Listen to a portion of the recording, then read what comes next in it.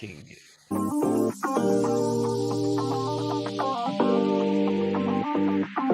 The KC Sports Network live postgame show is about to begin.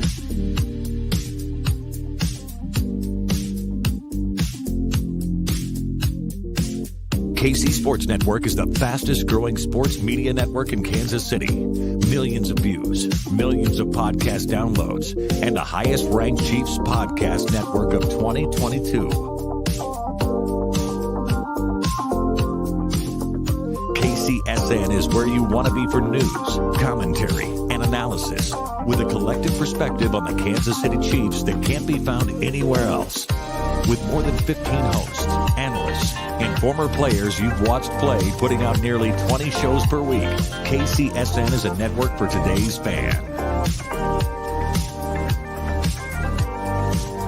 Now, it's time for the KCSN live postgame show. Here's BJ Kissel.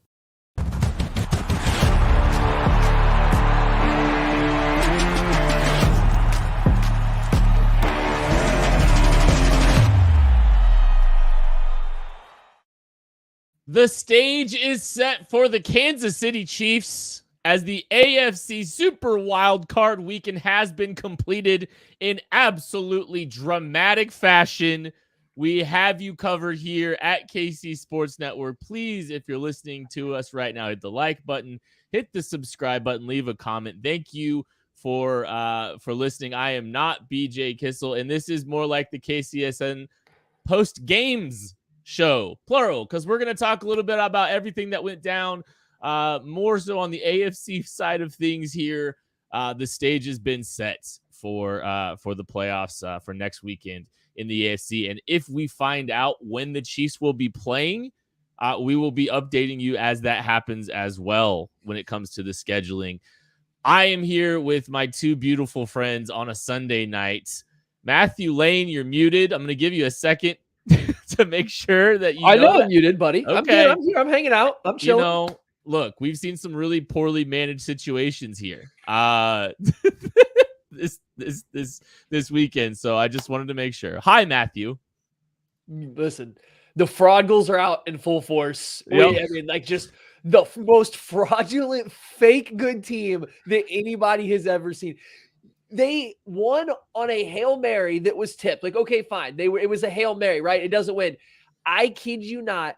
30 other teams in the Ravens against the Ravens are playing against, that ball's caught. It doesn't matter. Any other team in the NFL you can put in the Bengals spot, and James Prochet catches that tipped Hail Mary that falls right into his hand. Okay, you could put prime Jerry Rice on the Ravens in James Prochet's spot, and guess what? That ball is still slipping through his hands. The Bengals are the most fraudulent, lucky team I have ever witnessed. It's insane this is carried over. Sorry, I didn't even want to start the show like this, but this is ridiculous. I love that Matty buried the lead, Craig, because he's not even talking about the fact that Tyler Huntley tried to do the Drew Brees jump from the 2-yard line. That's not the lead.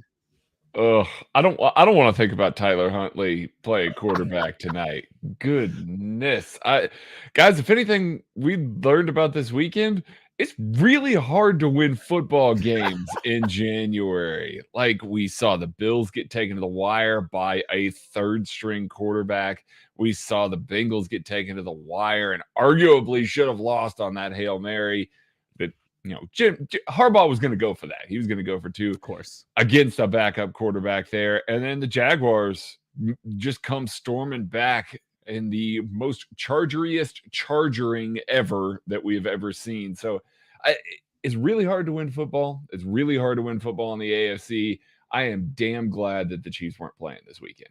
Yeah, I was going to say, the thing I learned this weekend is that the bye is really valuable, because what we saw here in the AFC is 3 games that were decided by a combined 11 points. We saw 3, and honestly, like, the funny thing is the Bengals Ravens game, that may not even that was probably not even the closest. Like, that game was a 7-point game, and it feels like it probably should have been a 1-point game.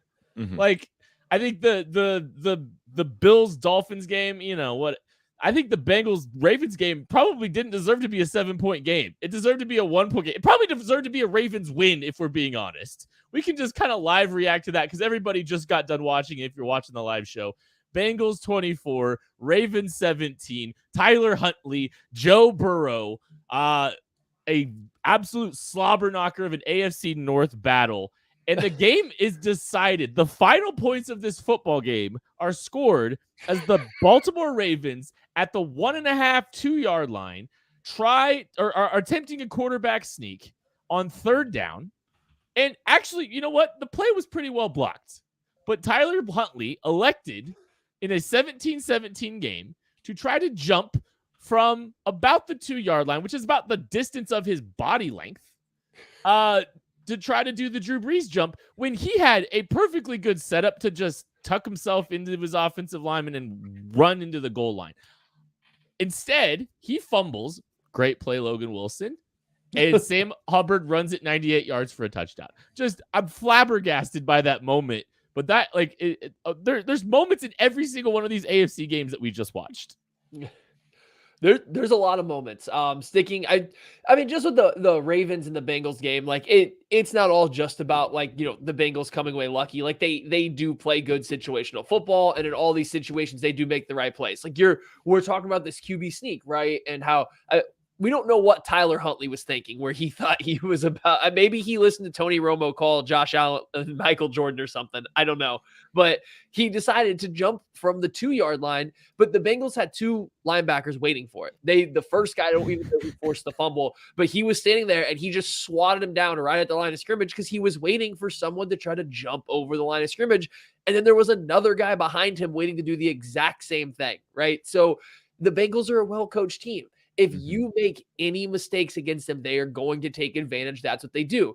That is how they essentially got to the Super Bowl last year. That's how they win the majority of these big games that they play. They just keep playing sound, consistent football until the other team makes a mistake. When you're going up against Tyler Huntley and a Greg Roman-led offense, they're going to give you a lot of opportunities to make mistakes, as we saw. It's insane how the process we get to go through to get to the Bengals winning this game by 7 when it was looking like they were about to go down by 7.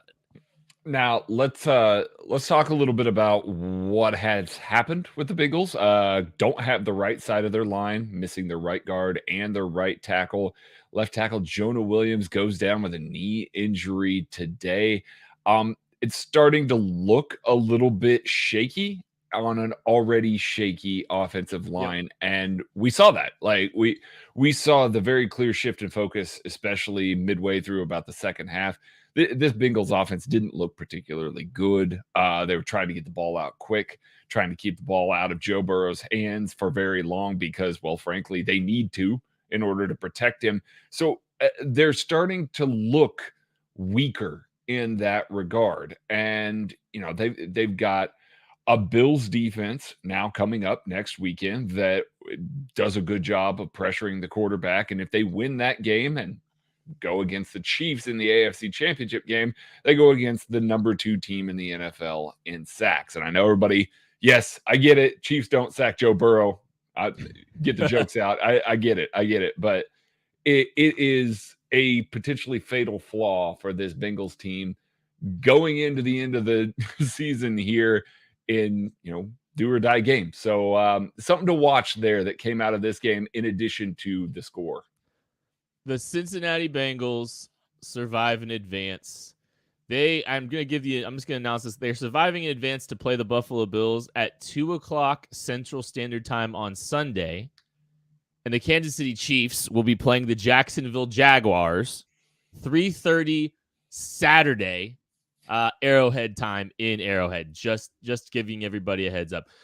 We'll kind of go in reverse order and we'll end with a little bit of Jags talk. But we'll talk about the Buffalo Bills now because we talked about the Bengals advancing to the Ravens. They're playing the Buffalo Bills, who somehow found themselves in a brawl in a tight game with the Miami Dolphins. It was pretty surprising to see. I mean, the Bills outgained the Dolphins 2-1, something ridiculous like that.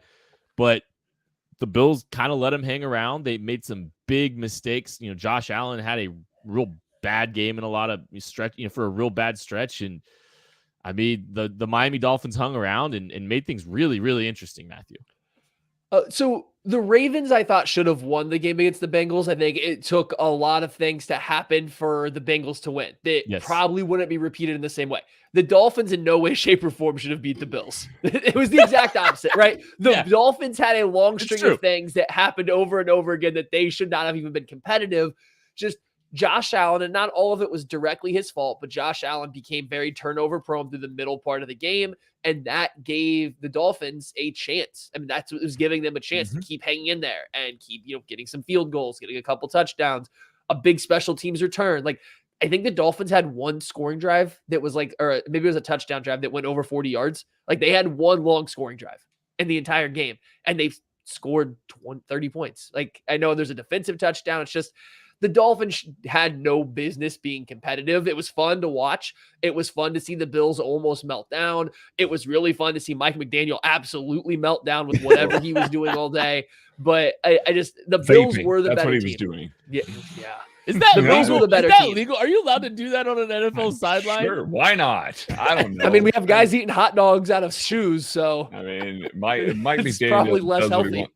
Just both of the AFC lower seeds today, just absolutely terrible clock management skills. Mike McDaniel comes out after the game, blames the fourth down, fact that he didn't get to play in. They take a delay of game penalty, blames it on the booth, telling him that it was first down. Okay, that would be fine. Maybe we'd all understand and agree with you if you didn't have to burn 3 timeouts in the second half for that very same reason. They could not get lined up. And yeah, there were a bunch of just near misses for the Buffalo Bills. There was a touchdown that was overturned from Dawson Knox. There was a big bomb to Khalil Shakir that was just barely dropped. So there were a few plays from Buffalo just blowing this game out a little bit.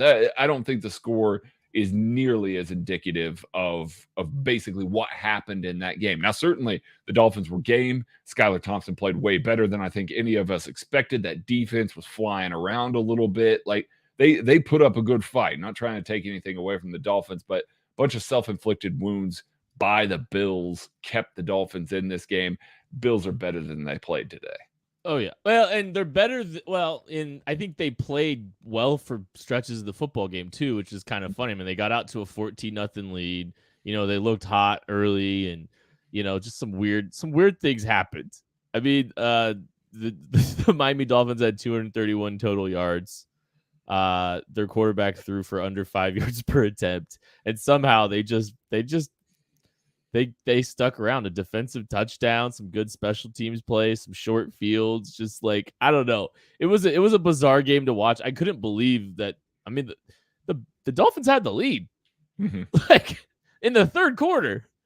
It was a bizarre ordeal. And I mean, I think the Bills still, even despite everything we talked about, like you said, Craig, I think they deserved to win that football game. Like, they were down the better football game. And now what you've got is, you've got the Bengals and the Bills duking it out for the right to play the winner of Chiefs Bengals. And we'll get to, those matchups here in a little bit, but it's kind of, I'm glad both of those teams are beating each other up next week. It's kind of like, I either wanted, it was like all or nothing. It's like, I either want both of these teams to get upset or both of these teams to make it. Cause I just want, just both of these teams are going to beat each other up next week. I mean, both took some shots. I mean, both took some shots in their games today. I mean, like, it's not like neither game was easy. Neither team just got a coast. Yep. Both teams kind of had to show, not everything, but had to show their true hands and had to produce answers to problems that were being given to them by the opposing teams, mostly the opposing teams' defenses, because they both played very inept offenses. I do like and think it's not interesting, but like, the Bills are a weird team, right? Because I don't think they have to show you a whole lot of what their answers are. They have the same answer to every single problem presented on their offense. Josh Allen's just going to throw it farther than you're going to cover. Like, it's just that simple. And like, you can go, we go through Twitter. People were ripping on Xavier Howard for getting torched on that first long Diggs play, I myself included. But the thing was, it was cover zero. He's not anticipating having to cover a 60-yard route, right? here's the thing. It's Josh Allen. You have to. I get it. When you teach cover zero, the corner's not trying to cover that route. The pressure didn't get home. That's not really on the corner. It's on the pressure. But again, Josh Allen's entire answer to beating blitzes, to beating to beating any problem he's presented with is to scramble around like a unicorn and then heave the ball as far as he can. And like they answer every problem with that. So I think the Bengals probably showed you more of what their game plan is for the rest of the playoffs than the Bills, because I think you should know what the Bills are. Josh Allen's going to yeet the ball 60 yards anytime he's in trouble, and it's going to work. The Bengals had to do more, I think, soul searching in their game. So I do think that's big for any opponent they have coming up, whether that's the Bills or if they beat the Bills, the Chiefs or Jaguars coming up. I think the Bengals are putting a lot out there on tape. The Bills are just, doing Bill things. I mean, yeah, I don't have anything to add. These two teams are going to beat the hell out of each other next weekend after kind of playing in some slobber knocker type games this weekend. So those were tough wins for both teams. There was a lot of effort on the line, a lot of big hits, a lot of stuff like that. That's going to wear on them. Now they got to go face each other. So glad that the Chiefs are on the opposite side of the bracket. Yeah, I don't want to say they had to unload the clip, but they had to work hard to they had to play a full 60. They had to show more than they wanted to. They had to play a stressful, emotional game of football. This was not a stress-free game. It's not going to be a stress-free week for either of these football teams. It might wind up being a stress-free game. Who sees for one of them? I doubt it. I would be stunned if it is. But another stress-free week sitting on top of all of this, or a stressful week for all these guys. This is if both of those teams were going to advance, this is exactly what you're wanting. If you're the Chiefs, you're wanting both these teams to just to be having to compete for 60 and on all that good stuff. Tucker Franklin's going to tell us a little bit about DraftKings before we continue, though. The NFL playoff picture is locked in, and my go-to place for wild card round action is DraftKings Sportsbook, an official sports betting partner of the NFL. To kick off the road to Super Bowl 57, new customers can bet just $5 and get 200 in free bets instantly. Plus, all new and existing customers can get a no-sweat bet each day of the wild card round this weekend. Just place any NFL bet of your choice, and if it loses, you'll get a free bet back up to $10. Action's so good, why bet on the NFL playoffs anywhere else? As Chiefs fans, we get to kick our feet up this weekend and watch all this wild card round action and get to experience the phenomenal app that DraftKings Sportsbook has. And here's what you got to do to get these deals. You got to download that DraftKings Sportsbook app and use code KCSN. New customers can bet just $5 on the NFL and get 200 in free bets instantly only at DraftKings Sportsbook with code KCSN. Minimum age and eligibility restrictions apply. See the show notes for details. Make sure you're hitting the like button and hitting the subscribe button if you're watching. Appreciate everybody hanging out right now. We got a lot of people hanging out with us live right now. Chiefs didn't even play today. Appreciate everybody that's just chilling as we recap the AFC Super Wild Card Weekend, getting you ready for this big weekend in the divisional round for the Kansas City Chiefs. Chance it's the only home game that they have for the entirety of the playoffs, but we'll get to that when we need to. The Chiefs have their opponent, and much like Matthew Lane and I predicted, never a doubt, unwavering, the Jacksonville Jaguars, it feels like 3 days ago, beat Justin Herbert and the Los Angeles Chargers in an insane game that will make some Chiefs fans have PTSD of moments when an AFC South opponent went down by 20 plus and came all the way back to an upset an AFC West team. Matthew Lane, I've seen a lot of charging in my life. The charging we experienced on Saturday night it might have been peak charging, and that's saying something. But here's the thing. They weren't even the worst charging of the weekend. Both the Dolphins and the Ravens charged significantly harder. The Chargers didn't do the normal Charger thing. They just got outplayed. Like, yes, you can point to the Joey Bosa penalty, unsportsmanlike penalty afterwards that caused the short 2-point conversion, or his earlier, personal foul. Like, there's little things you can point to where they make mistakes. I'm not saying that. This wasn't just like a typical Charging, though. This wasn't, we fumbled a snap and gave an easy defensive touchdown. This wasn't we muffed a punt and gave them a 12-yard field to go. No, they just got taken out behind the woodshed and got that ass beat for an entire half of football by Doug Peterson and Trevor Lawrence, just out there flexing on him with the visor, the hair flopping out of it, doing everything he needed to do to win that game. Like, it was so much fun to watch. I'm so glad you said it. Never wavered, never doubted. Certainly wasn't watching Netflix deep into the third quarter before having to take the TV back. None of that happened. I got receipts, Maddie. They're like right there. I got receipts on that, buddy. Mr. So I should probably turn this back on, huh? Yeah, that's exactly what happened. Tale of two halves. Actually, tale of one quarter, realistically, if we're talking about this. Jaguars were just abysmal. Looked overwhelmed at the start of that. Chargers weren't playing like particularly well. I mean, the defense was playing pretty well. Brandon Staley came out with a good, game plan to try and slow down Trevor Lawrence and, Doug Peterson. Trevor Lawrence couldn't see a trap defender to save his life. Like, it just was missing everything underneath, was late and behind to start the game, and it led to 4 first quarter interceptions. Chargers put a whole bunch of points on the board. Basically, everybody writes it off. And then, lo and behold, they just keep clawing their way back into the game. And I think that that's a testament to Doug Peterson more than I think it is to the Chargers. Like, we've seen Doug Peterson teams enough times now to know that, like, they just don't go away. They're really hard to kill, man. They are ridiculously hard to kill. And this is just another prime example of it.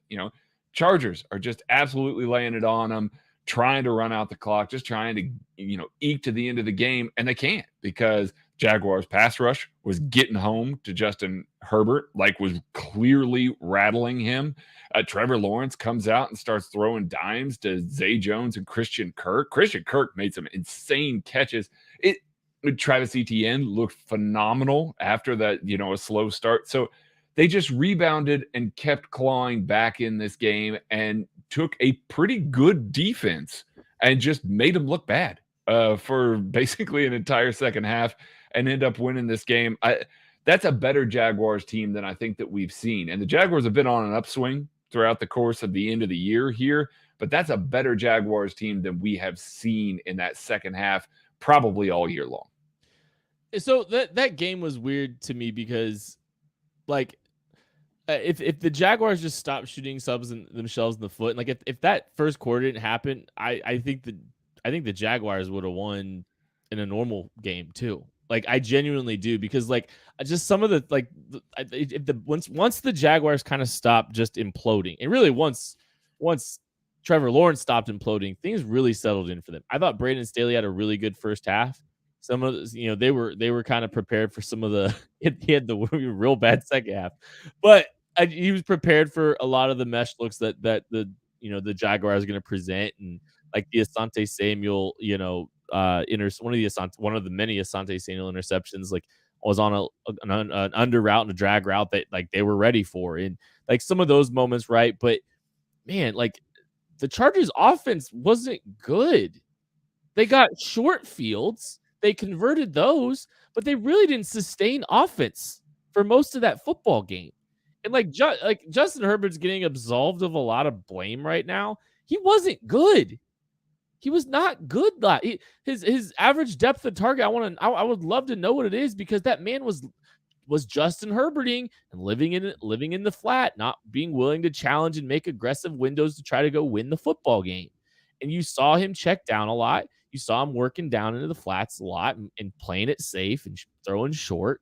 And it came back to bite him. Justin Herbert didn't go out and try to win that football game. It was out of hand for a while, and then he didn't go and settle that team down in any big way and try to go win that football game for him. I was very under impressed by what Justin Herbert did, and I was really honestly, I would have loved to see just a normal football game, because I I don't think I think the Jags are still sitting in the same position that they are now. So Justin Herbert's average intended air yards were second lowest of wild card weekend at 5.9. Wow, His nice. average completed air yards, the lowest of the weekend at 4.2. Daniel Unsurprising. Jones' average intended air yards was lower, but completed air yards was higher. So in other words, Justin Herbert was really only good when throwing the ball short. And I'm with Kent here. This is a not like a direct conversation, I guess, about the matchups. Justin Herbert gets absolved of a lot of the blame because it's easy to blame Staley and Lombardi for that offense's failures.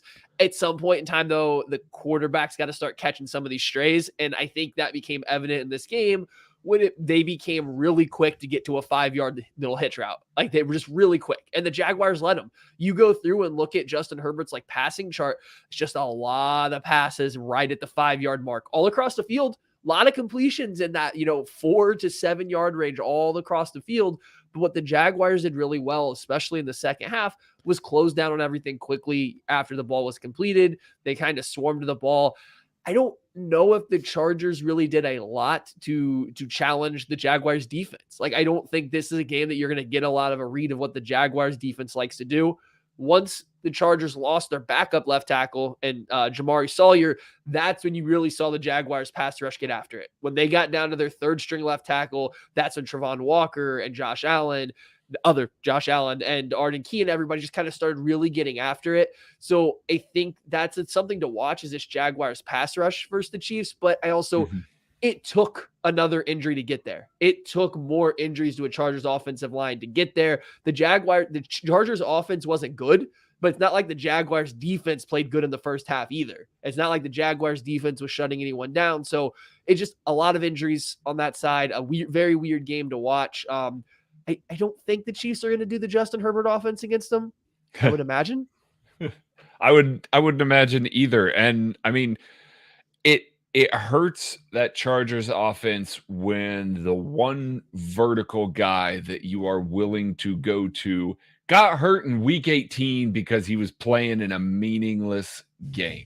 Just absolutely egregious. Joey Bosa on a pitch count because he gets hurt in a meaningless game in week 18. So much so that he wasn't in at the end of the game. People weren't sure if that was because he got a second unsportsmanlike conduct penalty. He was not ejected.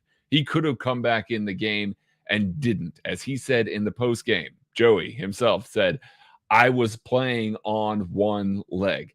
That alone, and the way that Brendan Staley handled that, I'm not sure that he survives. And I'm not sure that he should. Like, that is an egregious team mismanagement. And when it comes down to a 1-point game, and by the way, as a Chiefs fan, I absolutely am all for seeing the Trevor Lawrence jumping across the goal line with the ball out picture just over and over and over again. Love it. Absolutely love it.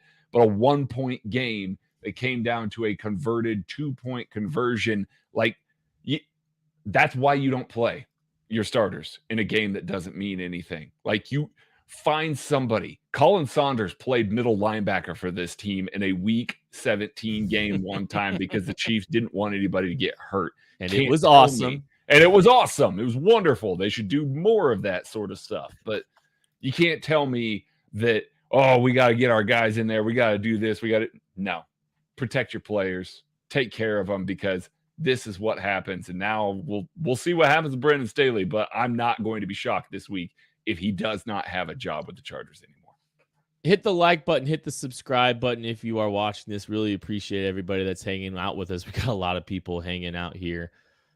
The early lines are out for the divisional rounds in the AFC. Matthew, I want you to guess the Bills-Bengals line. It's in Buffalo. Both those teams didn't look great. Bills 1.5. Bills 1.5. Craig? I was going to say 2.5. Bills 2.5 in that one, because I think that Vegas is going to look both those games and go, the Bills were that close, for them it being just a lot different than that. The Buffalo Bills are 3.5-point favorites on DraftKings right now. Wasn't that what the Bengals were favored by when they were going to match up in the regular season, though, in Cincinnati? Yeah, hasn't the Bengals offensive line been decimated since the last time these two teams? No, I get it. That's you just know. that's just I don't know. It just seems like a pretty big swing when it was just like the opposite and like nothing's changed really since. Okay, that surprised me. That's why I went so low. O-line's changed, so I think there's a little bit of that. So we do the early line there on DraftKings. The Buffalo Bills are 3.5-point favorites. All right, we're gonna do the same thing for the Chiefs, the Jaguars. Matthew, guess the Chiefs Jaguars line. Well, now I'm all kinds of thrown off because if the Bills are a 3.5-point favorite over the Bengals, then the Chiefs should bring it be a lot higher than what I'm about to say. But I'm going 6.5. I actually saw it already. I saw that it was 8.5 already, Kent. So yeah. No, it is. Did it move? On DraftKings, it is Okay.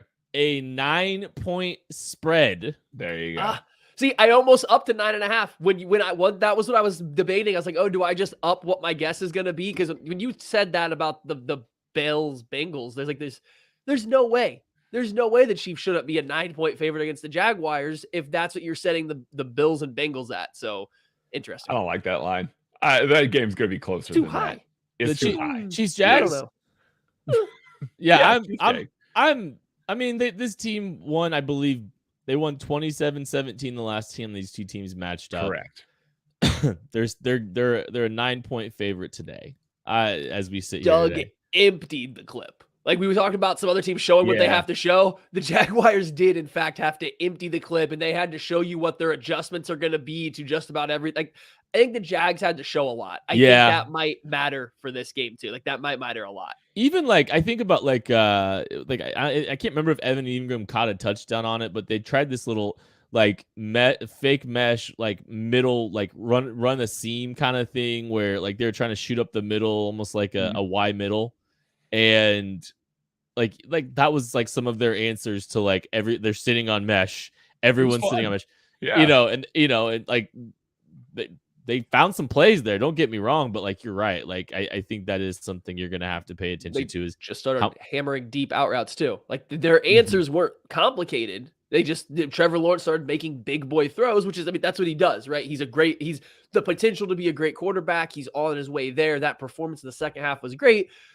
I don't think they were doing anything wild. Just like the answer was, okay, we can't run mesh in these crossers. What if we just start running 8 million curl routes? And like, hey, it kind of worked. But I think if you're the Chiefs, you sit there, and we'll get more into this later as the week goes on the KC Sports Laboratory. But we're getting into it.